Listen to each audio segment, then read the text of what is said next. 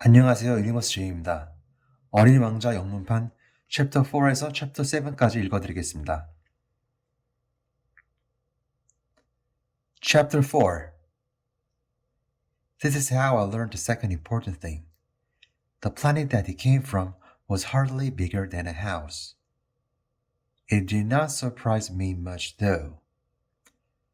I well knew that, aside from large planets like Earth, Jupiter, Mars, and Venus, which people have named, there are hundreds of other planets, some of which are so small that it's difficult to see them even with a telescope.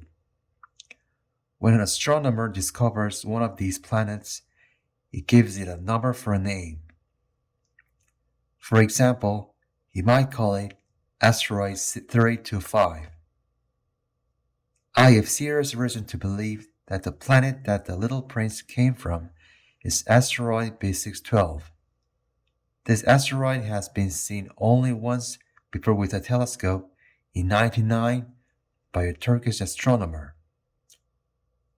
The astronomer then gave a grand presentation at the International Congress of Astronomy about what he had discovered.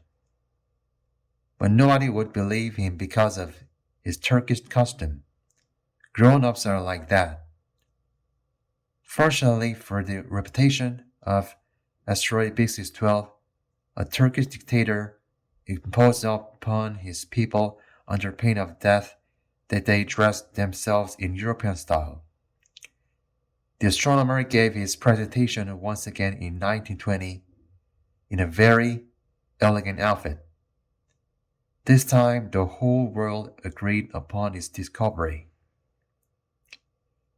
If I have told you about the details of asteroid B612, and if I have told you its number, it is on account of the grown-ups. The grown-ups love numbers. When you tell them about a new friend of yours, they never ask you about the essentials. They never ask you, what is his voice like? What sorts of games does he like to play? Does he collect butterflies? Instead, they ask you, how old is he? How many brothers does he have? How much does he weigh? How much money does his father make? Then, based only on these figures, they believe that they know him. If you said to the grown-ups, I have seen a beautiful house of rosy bricks with geraniums at the windows and doves on the roof, they would be unable to imagine such a house.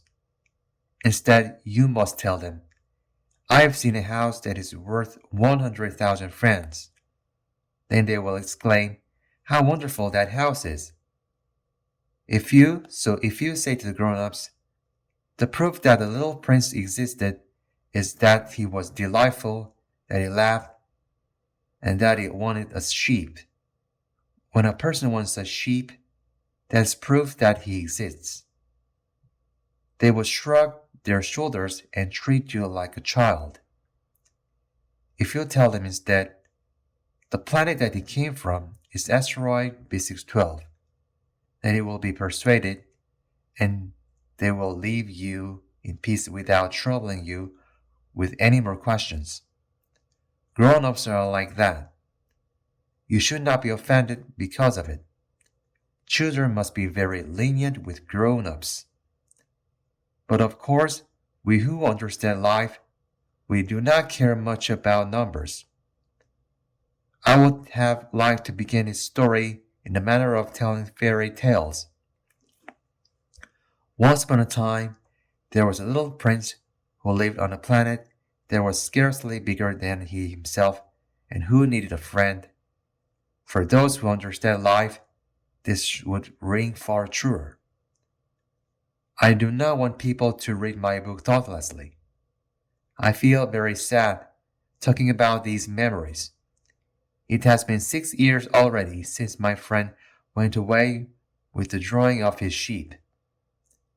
If I try to describe him here, it is because I do not want to forget him. It is sad to forget a friend. Not all people have had a friend.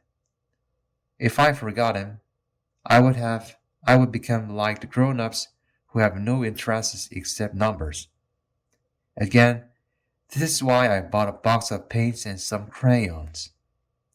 It is hard to take up drawing again at my age because I had not attempted to try something different other than to draw the inside and the outside of a boa constrictor since the age of 6.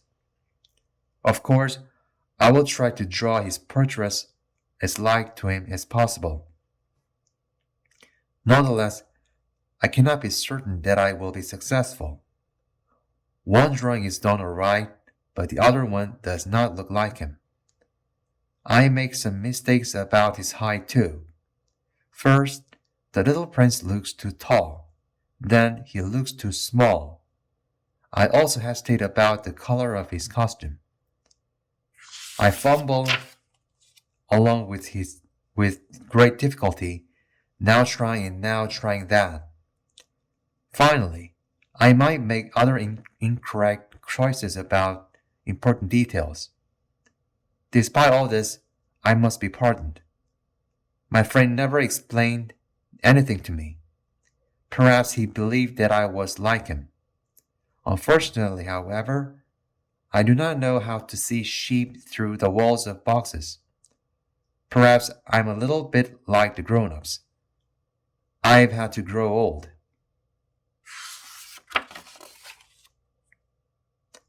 Chapter 5. Every day I learn something about his planet, about his departure, and about his voyage. It came about very slowly, by chance. This is the way that I, on the 3rd day, came to know about the tragedy of the baobab trees. This time, it was again thanks to the sheep, for the little prince all of a sudden asked me, as if filled with great doubt, "It is quite true that sheep eat bushes, isn't it?" "Yes, it is true." "Oh, I am pleased." I did not understand why it was so important whether or not sheep eat bushes. Then the little prince continued, "Therefore, they also eat baobab trees, don't they?" I pointed out to the little prince that first, baobab trees were not bushes but big trees as tall as churches, and also that, even if he brought in a whole herd of elephants, they would not eat their way through even one baobab tree. The idea of a herd of elephants made the little prince laugh. "You would have to stack up elephants upon elephants." Then he pointed out wisely, "Before they grow tall, baobab trees first start small." "Indeed. But why do you want your sheep to eat the little baobab trees?" He said, "Well, you know," as if he were talking about something self-evident. And it took great effort for me to figure out the matter on my own. And indeed, on the planet of the little prince, just as on all other planets, there were both good and bad plants. Of course, good seeds are from good plants and bad seeds from bad ones. However, seeds are hidden. They sleep in the secret of the soil until one of them has the whim to wake up. Then the seed stretches and pushes a small, harmless, and beautiful shoot shyly toward the sun. If it is a shoot of radish or rosebush, you can let it push itself out as it wants. But if it is a bad plant, you have to pull it out right away, as soon as you recognize it. Now there were terrible seeds on the planet of the little prince. They were the seeds of the baobab trees. The soul of the planet was overrun with them. If you're too late to act, you can never get rid of a baobab tree. It will clutter up the entire planet. It can even puncture holes in the planet with its roots. And if the planet is too small and if the baobab trees are too many, then they even can make the planet burst apart. It is a matter of discipline. The little prince said to me later, when you finish washing yourself up in the morning, you have to put things in order very carefully on my planet. You regularly have to force yourself to plow the baobab trees the moment you distinguish them from the rose bushes. When they are very young, the trees look very much like rose bushes. It is very tedious but very easy work to plow the trees. And one day the little prince advised me to draw a fine picture in order to make the lesson clear in the house of children where I live. He said to me, if they travel someday, it will help them. Sometimes it is not a problem to put off your work. When it comes to the baobab trees, however, it always means a catastrophe. I knew a planet where a lazy fellow lived. He neglected 3 little bushes. Following the instruction of the little prince, I drew a picture of the planet. I hardly like to take the tone of a moralist. However, the danger of the baobab trees is barely known, and the risk to someone who gets lost on an asteroid would be so high that I decided to make an exception this time and to drop my reserve. I said, children, watch out for the baobab trees. I made my efforts to draw this picture because I wanted to warn my friends of the danger that they, just like myself, have long been aware of. The lesson that I pass on this way is worth all of the efforts that I made. Probably, you're wondering, why is there no other picture as spectacular as the one of the baobab trees in this book? The answer is very simple. I have tried, but the others did not work out so well. When I was drawing the baobab trees, I was driven by a sense of urgency. Chapter 6. Oh, little prince, I gradually understood your melancholy little life. For a long time, the only diversion that you had was the delight of the sunset. I learned this new detail on the morning of the first day when you told me, I am very fond of the sunset. Let's watch the sunset. But we have to wait. Wait for what? Wait for the sun to go down. You seemed to be very surprised at first, and then you laughed at yourself. You said to me, I always think that I am at home. Indeed, everybody knows that when it is noon in the United States, the sun is going down over France. It would be wonderful to be able to set off to France in a moment and observe the sunset. Unfortunately, France is too far away. However, on your small planet, little prince, you could simply pull your chair over a few steps and watch the twilight whenever you wanted to. One day, I watched the sun go down 43 times. And a little later, you added, you know, when people are really sad, they love to watch the sunset. Were you very sad on the day that you watched the sunset 43 times then? But he made no answer to me.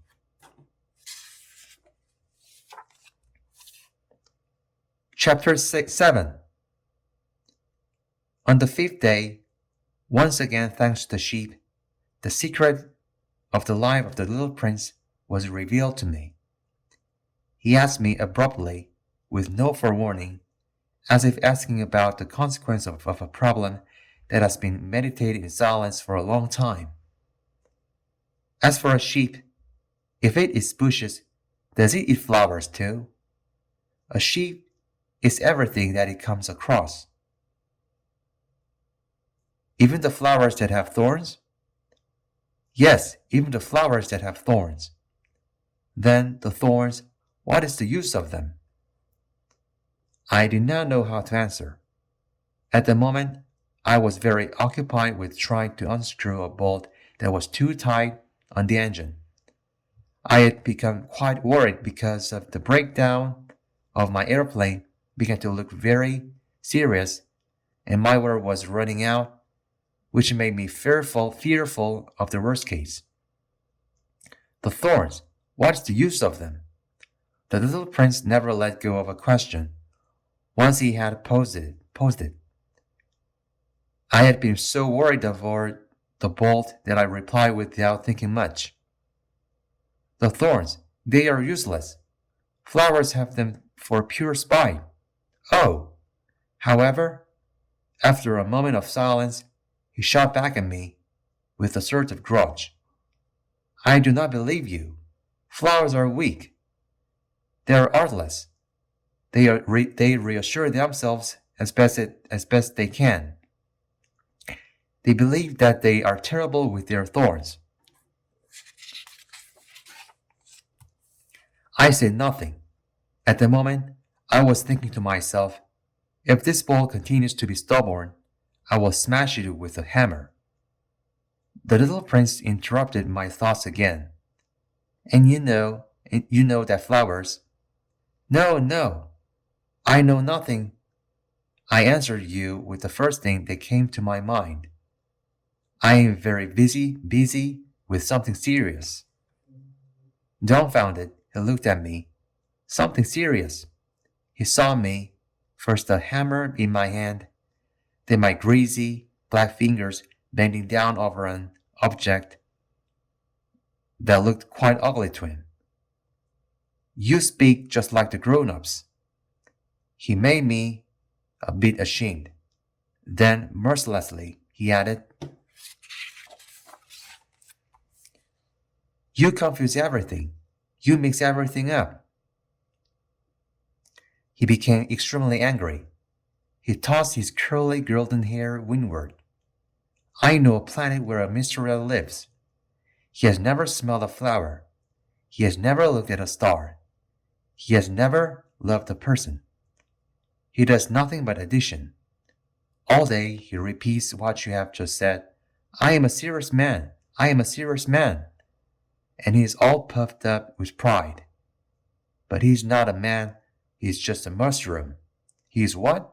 A mushroom. The little prince now turned pale with anger. Flowers have made thorns of millions of years. Sheep have nonetheless eaten flowers for millions of years.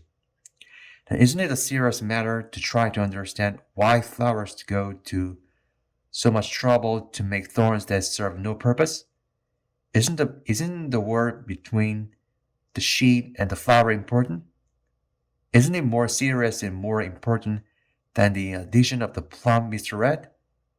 And if I knew a special flower that exists nowhere else in the whole world except on my planet, and one little sheep can annihilate her in a single bite one morning, just like that, even without realizing what he's doing, then isn't it important? He fumed and then continued, if somebody loves a flower that does not exist on millions and millions of stars, but only on one single star, then it will make him happy just to look at the stars. He says to himself, my flower exists somewhere. But if a sheep is the flower, to him, it will be as if all the stars have lost their lives at once. And do you still think that is not important? The little prince could not continue any more. He burst suddenly into sobs. The night had fallen. I dropped my tools. I hardly cared about my hammer, the bolt, thirst, or death. There was a little prince who needed to be comforted on a star, on a planet, on my planet, on the earth. I hugged him in my arms and lulled him. I told him, the flower that you love is not in danger. I will draw a muzzle for your sheep. I will draw a suit of armor for your flower. I